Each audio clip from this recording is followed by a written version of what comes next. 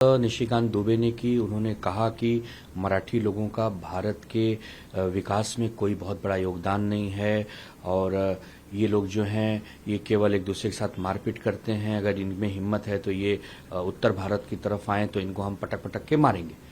क्या ये बयान दुर्भाग्यपूर्ण नहीं है? एक भी भाजपा का नेता इस पर प्रतिक्रिया देने तैयार नहीं है। किसी ने निशिकांत दुबे का इस्तीफा तक नहीं मांगा, कोई उन पर बड़ी कार्रवाई नहीं हुई।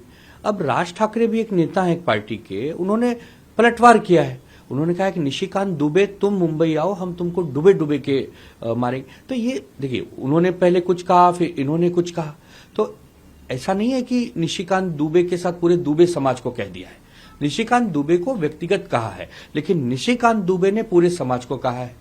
तो दोनों में ये फर्क है। राज ठाकरे हमेशा से मराठी मानुस की अस्मिता को लेकर लड़ाई लड़ते आए हैं।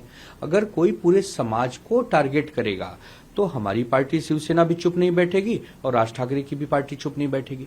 लेकिन भारतीय जनता पार्टी चुप बैठी हुई है निशिकांत दुबे के इस बयान पर।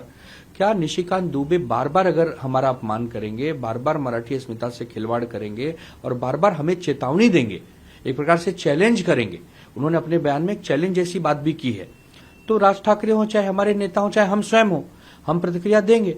अगर वो दुबे हैं तो हम भी दुबे हैं।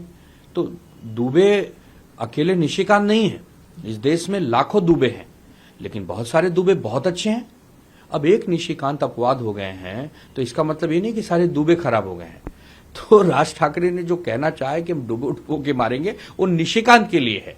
जब निशिकांत कहेंगे कि हम महाराष्ट्र से प्यार करेंगे तो शायद राज ठाकरे कहेंगे कि हम निशिकांत दुबे से भी प्यार करेंगे। जो बोगे वही तो काटोगे, जो दोगे वही तो पाओगे।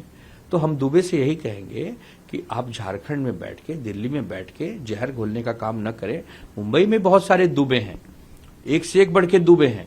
तो ये दुबों के बीच में लड़ाई लड़ाने की कोई जरूरत नहीं है।